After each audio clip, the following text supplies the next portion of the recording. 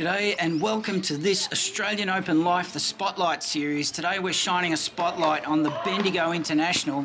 Welcome to this first round match between Jamie Loeb, the number 8 seed, and the wildcard entry, the local Australian Catherine Aulia from New South Wales. We're not going to be packing too much information on the screen here, just running through briefly how this is going to pan out, what's coming up in this episode.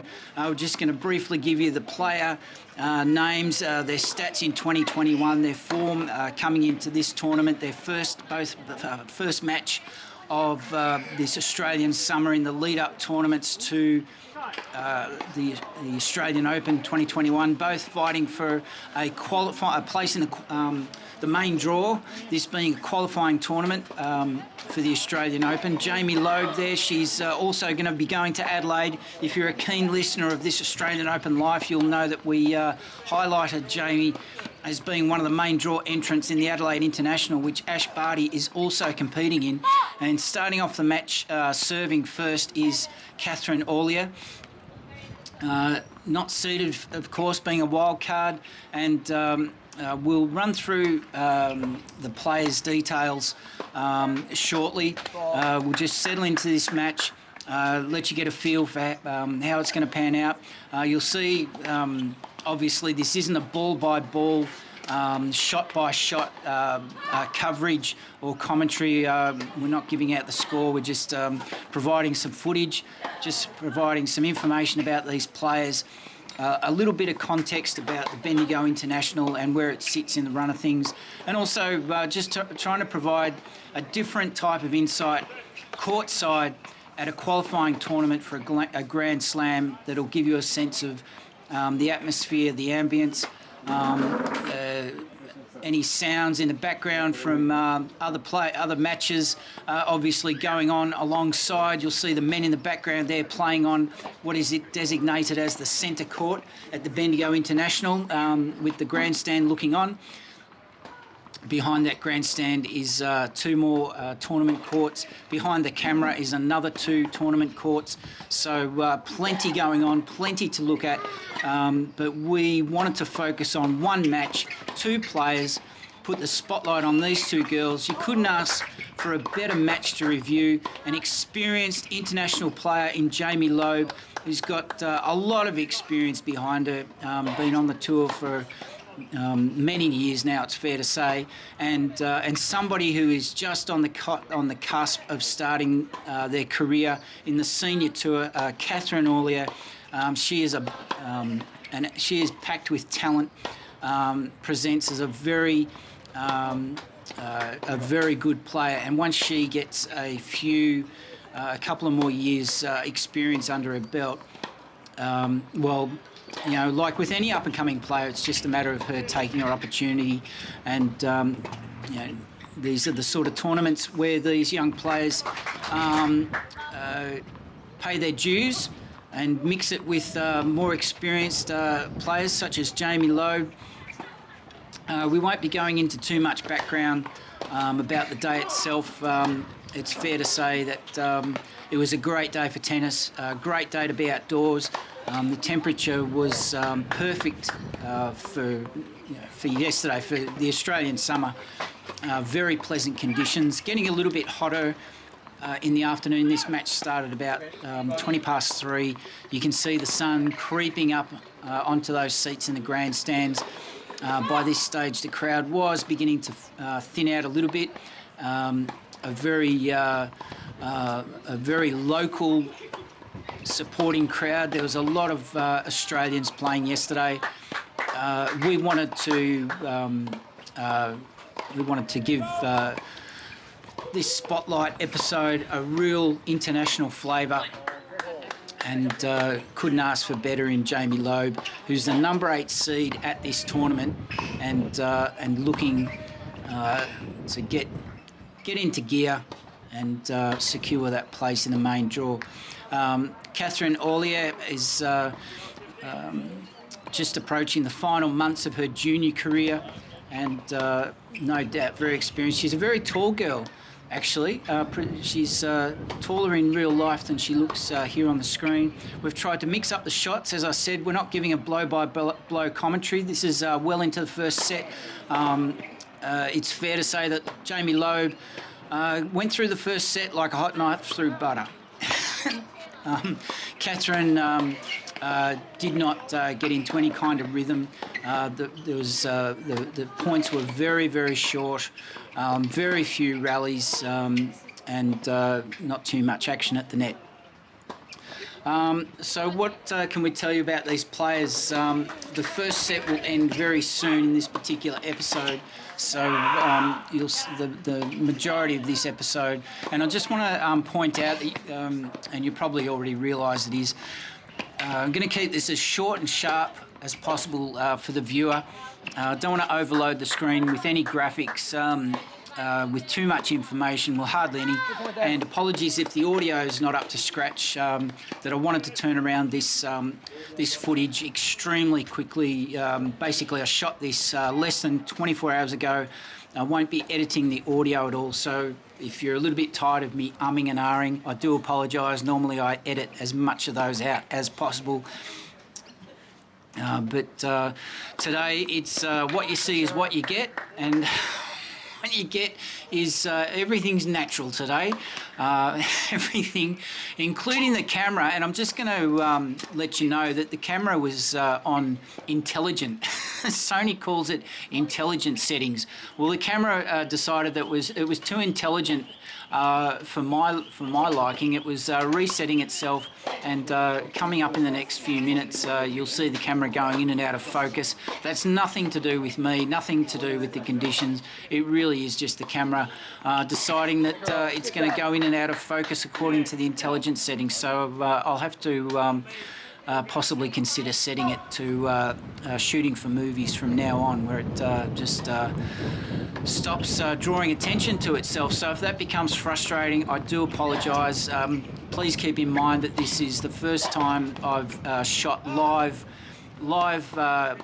matches at any kind of tennis, let alone an international tournament, qualifying tournament for the Australian Open.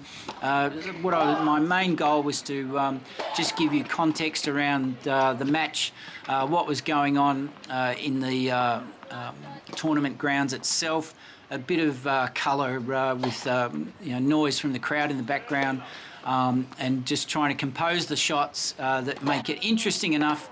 I didn't want to just set the camera up and point and shoot from one location. I wanted to move around the spectator area, which is, you probably can get the feeling that we're under an awning there, under cover, in the shade from the sun, which was fantastic. Jamie Loeb already 4-1 up in the first set. You can see she's on her toes all the time. I don't know if you noticed that.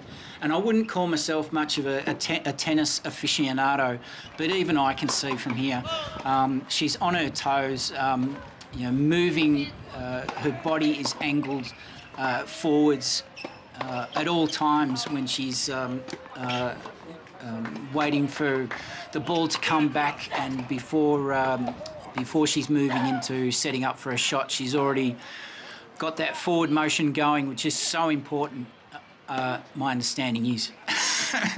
And if there's any tennis coaches listening or watching, if there's any tennis experts, and if you feel like I'm making dodgy calls, or you feel like I need some help, please do. I encourage feedback. I want your feedback and input. So if you see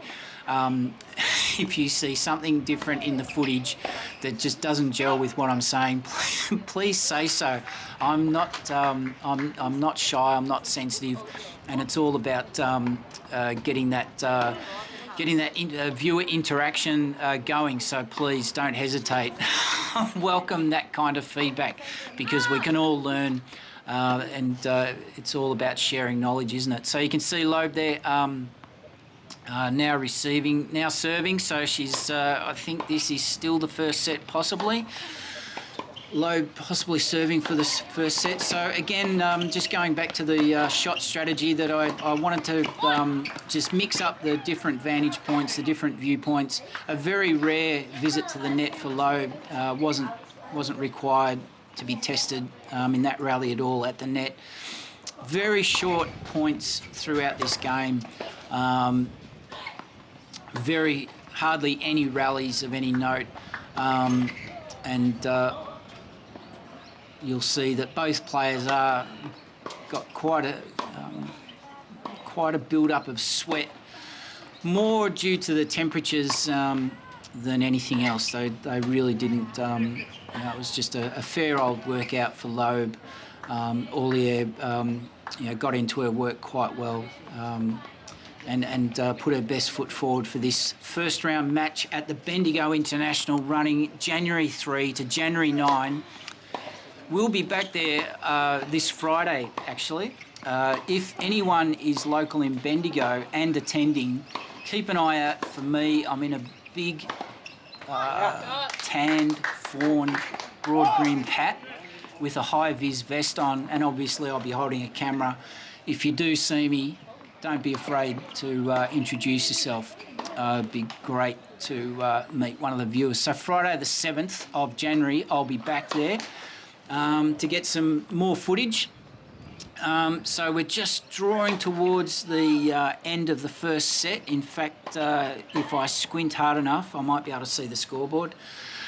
I think the first set has just been run and won, but no, Jamie Loeb went through that like a hot butter through knife, 6-1, and Catherine did not get a look in. So we'll just switch gears just briefly while I'll let you enjoy the footage. I'll just patter away in the background. And again, apologies if my ums and ahs get the better of your ears. There we go, that's the end of the first set right there. Jamie Loeb heading for the change of ends. It's a quick, that was the first game of the second set, a quick swap over. Jamie Loeb just getting some refreshments there. There might have been an interchange of the ball kids. Here comes Jamie Loeb setting up for the second game of the second set. I think it's at this point the camera starts deciding to take over directing, producing duties and making up its own mind what settings it's going to have. So apologies there, but we've got some great shots coming up here. I did focus a lot on Catherine Aulia here because look at that backhand. That is a classic type of a shot that you don't see. Well, I've never seen somebody play that shot at this level of tennis this close up. So I was really enjoying watching her getting into her work. She's a lot taller in person than she comes across on the screen. And she was getting down with very little effort and winding up with that backhand. Here's another one, not getting down, but really good flex in her knees to be able to get down so low. There's a couple of shots coming up. Keep an eye out for them, and I'll just patter away in the background while we're going, and I'm just double checking the timing of this episode. Because I'm doing all this in one hit. I'm literally watching this for the first time myself after recording it yesterday, so we're both seeing this for the first time. There's some great shots here in this point. Look at that. Look at the bend and how low she gets. She's got a great temperament, Catherine. Doesn't pay out on herself too much. Doesn't beat herself up outwardly a great deal. Just shows the disappointment. Gets it out of her system. A great serving technique. Look, even on her forehand getting down. Here's another. That's my favourite. Look at that. Almost down on one knee. It's almost a backhanded cover drive in cricket terms, and a rare visit to the net for Catherine on serve. And unfortunately, just unable to get it over the net for a passing shot that would have been a great winner if she had have executed that.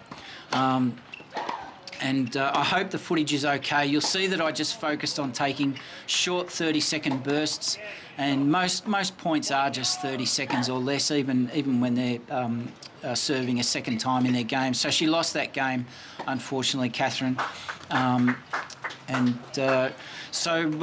Just go in. I'll just patter away in the background and let you enjoy the footage of this second set. Jamie Loeb,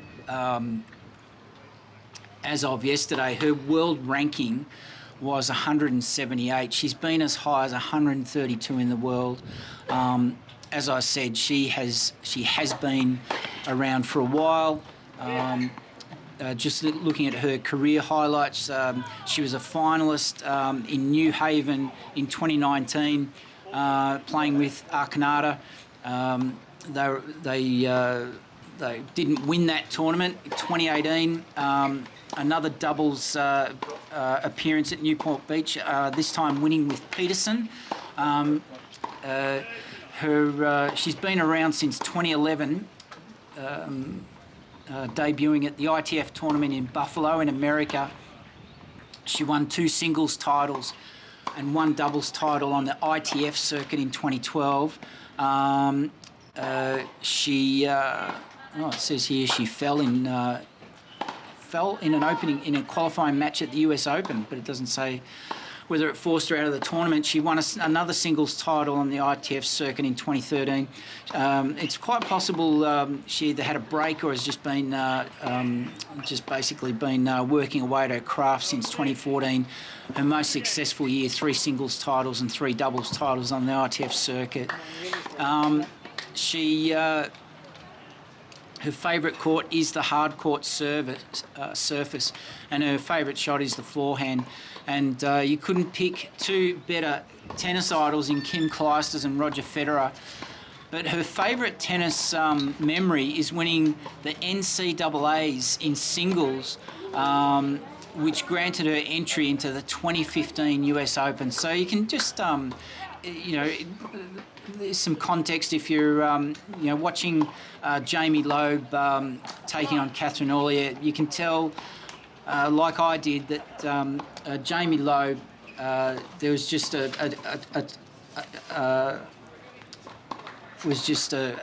total difference in class between the 2 girls. Simply a class above on the day, and just not tested Jamie Loeb. As far as Catherine Aulia, definitely has the talent in the game. And if we just briefly run through her stats, very few, very light bio on the WTA side of things, but Catherine's, she's just 17, from New South Wales, plays right-handed, but she's already racked up some decent achievements. She represented Australia at the 2018 ITF World Junior Tennis Competition in Bangkok. She was a singles semi-finalist at the 2018 Victorian Junior Clay Court Championships, and possibly that was held at the National Tennis Centre at Melbourne Park. For those listening from overseas, Melbourne Park has now expanded and evolved to the point where Tennis Australia recognised that it might be a good idea to have some specialist clay court surfaces available for Australians to practice on.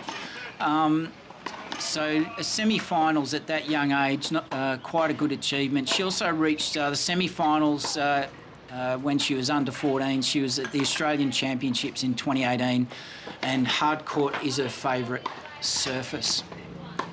So clearly a young talent on the way up, and not a bad effort to be recognised, to be given a wild card at the Bendigo International, and mixing it with someone of Jamie Loeb's background, to be able to pit yourself against someone. Jamie Loeb, I think she's in her late 20s, possibly. Mid-20s, 26. She's 5'6". Plays right-handed, as you can see, coming from New York in America. So she's well into the middle of her career, and Jamie Loeb would be hoping that, she'd be planning, she wouldn't be hoping, she'd be planning for a big Australian summer and, more regular Grand Slam appearances.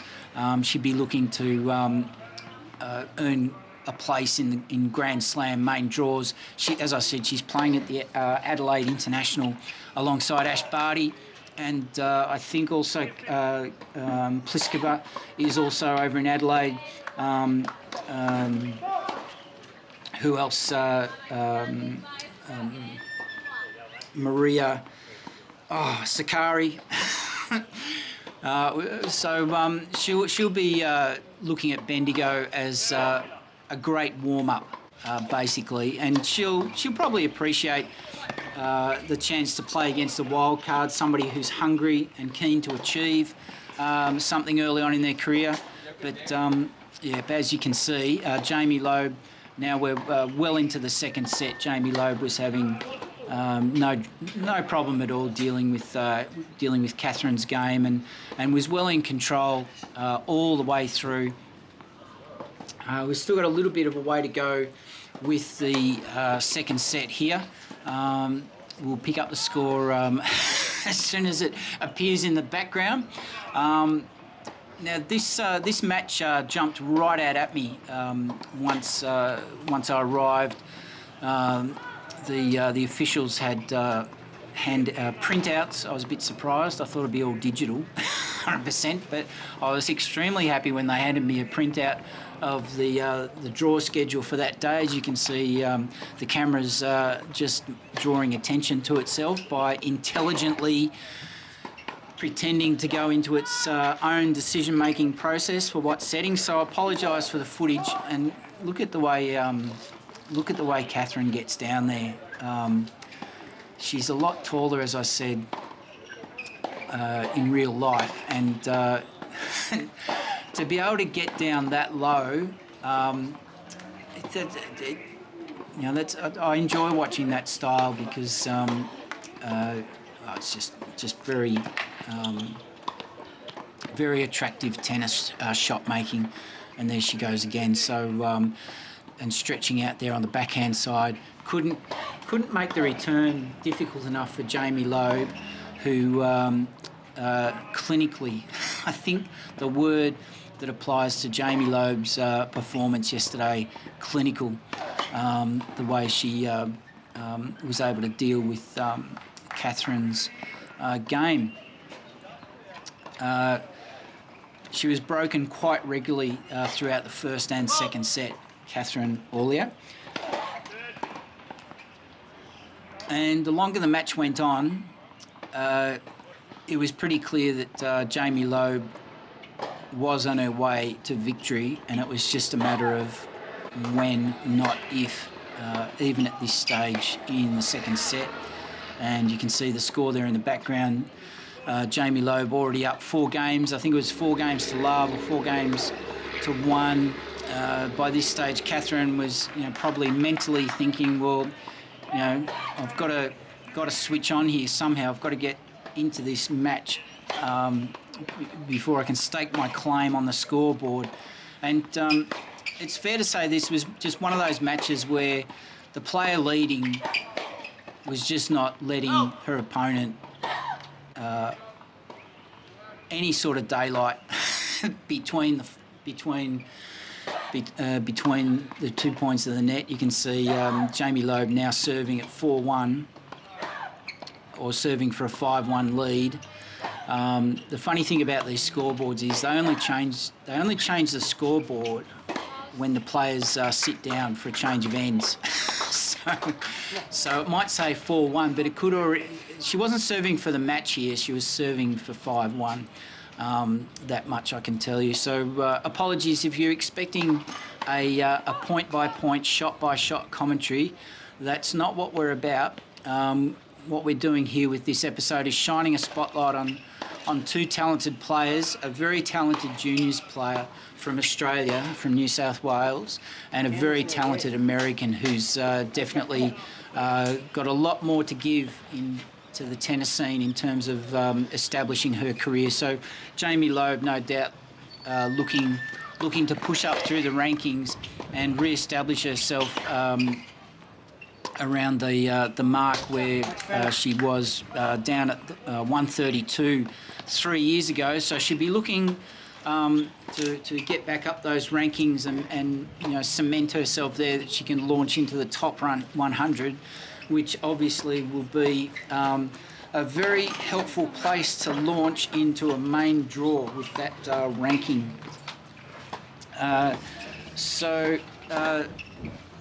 If you're worried that this match is a little bit one-sided, without giving the game away, and you'll notice that I haven't said the score yet, and I'm doing that deliberately, although I know you can check that out anytime you want, but I'm assuming that you're watching this match, you're glued to the screen, you've never seen this type of footage before, and I can promise you that this Australian Open Life was the only media outlet there yesterday taking video footage, and we were the only ones covering this match at the time. And even though these tournaments are streamed live online, so I'm not giving away anything there, obviously. And you can see the change of ends there. The scoreboard's been updated, 5-2 Loeb up in the second set. And here's where I'd encourage you to ignore my monologue in the background. I'll be banging on for a bit longer yet. But ignore my monologue as we go in here, as we're running into the last couple of minutes of this episode. And I'd encourage you to keep an eye on Catherine Aulia from here on out, because she brings the fight back. Look at that. And, yep. Sorry, I'm just a bit lost myself, because that forehand down on the knee, and she kept that rally going. And from now on, you will see this match really spices up. You'll see a fight back from Catherine underway. And so I just sensing this happening, and she's won that point. You can just see, as you can see, she's really contained with her on-court expression. Doesn't give much away outwardly, but I'm sure that there's a really fierce competitive streak inside this girl. But very calm demeanour, really professional demeanour actually. Like,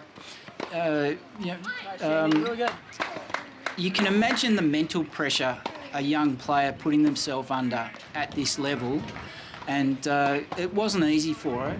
And you'll notice that the last couple of points a bit longer than usual, so she was finding her way into the game as far as making a game of it, if that makes sense. I'm probably asking myself if that makes sense. You'll find that you've probably noticed that this is as somewhat live a commentary as I can possibly provide. I do apologise that I haven't edited the audio for this footage, because I want to turn it around as quick as possible. So just keep that in mind, that speed and efficiency were the name of the game, and I didn't, without wanting to affect the quality, of course. And it might help to know I already had a couple of false starts today, so this is about my third or fourth go at getting this commentary done, or this this audio in terms of recording it. So if you keep an eye on Catherine, and I decided to focus on her for the end of this match, because you could see the fight back coming, and she did make a go of it, and that talent that I was speaking about, she did show it to us, and she did make a go of it. So we might be in the last match, the last game here actually. I'll just double check. Apologies there. It's not that I'm disorganised. I'm just I've got a couple of screens open. So this is the last.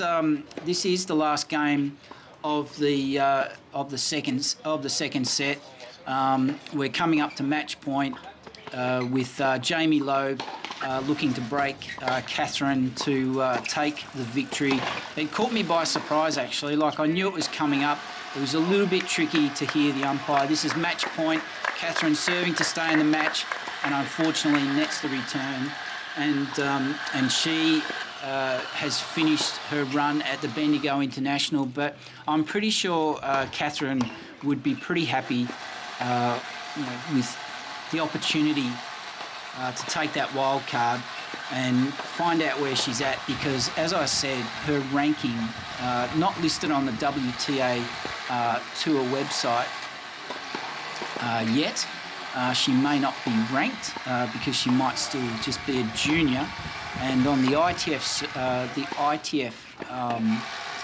website, I just haven't been able to see. Oh, here we go. Catherine has a ranking, an ITF singles ranking of, as of yesterday, of 1997, and she has been as high as 1541 on the ITF rankings, and that was March 2020. So I hope you enjoyed that match. It was a really insightful match into, what players at this level have to deal with. You can see that's the public spectator area there, so you can see conditions there. From a filming point of view, very cramped, and it was. I spent a good 3 to 4 hours sussing out that particular area, just trying to work out, where can I stand, how can I cover these matches. That match between Loeb and Aulia was originally to the left of screen on the far court 7, and because the game between Alycia Parks and Alison, the Australian versus the American, it went to 3 sets, and the second set was 7-6 to Bai, equalising that. In the end, the officials changed the Loeb-Aulia match in the end. So thanks for listening, thanks for watching. That's our Spotlight player watch. Hope you enjoyed that, and if you stick around after this short 60-second break, we're going to have a 3-minute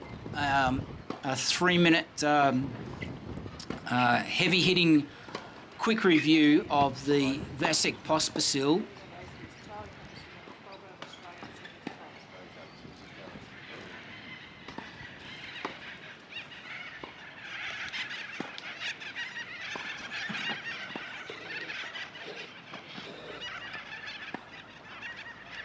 We're going to have a 3-minute fast facts review of the qualifying match between Yaroslav Pospisil and the wildcard entry from Australia, Matthew Romios. Don't go away, we'll be right back.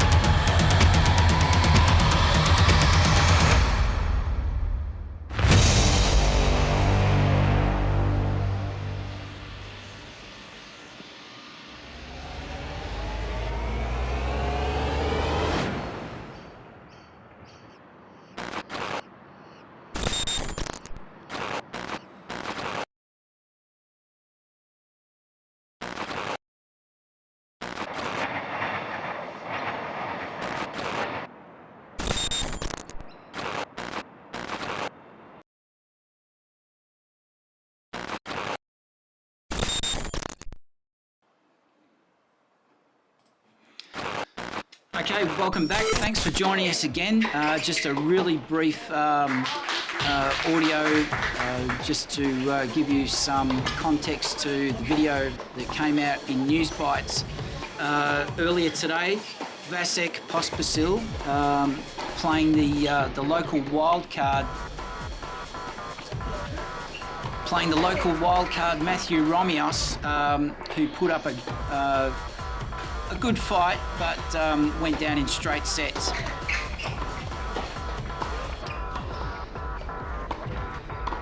So this match was slated yesterday for centre court. Got underway later in the day after the 12:30 match between Fabiano of Italy and Kelly of Australia. Pospisil started off really well. You're just watching the player warm up here.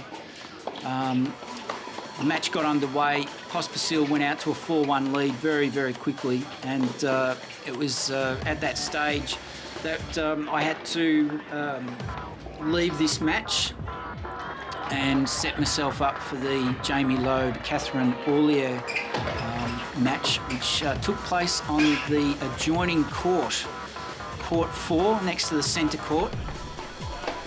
Pospisil, his name jumped out off the schedule for me because we mentioned him in a recent episode of Player Watch for break point percentage stats for players ranked between 100 and 200 in the world. So I hope you enjoyed this footage of the Pospisil match. It was great seeing this young Australian take him on. Matthew Romios certainly gave a good account of himself, and although losing in straight sets, he's playing an extremely experienced player. I could not believe my eyes, and I'll finish off here, that I could not believe my eyes that Vasek Pospisil, I know he'd been around for a while, but I couldn't believe it. He was 40 years of age. Well done, you. And it looks like we'll be doing a future episode of Player Watch on old timers, because the other day, for those listening, you'll also know that in the same episode we came across Philip Kohlschreiber still going around at 38. And Vasek there just looking for an extra ball. He had a minute to warm up. He wanted an extra serve.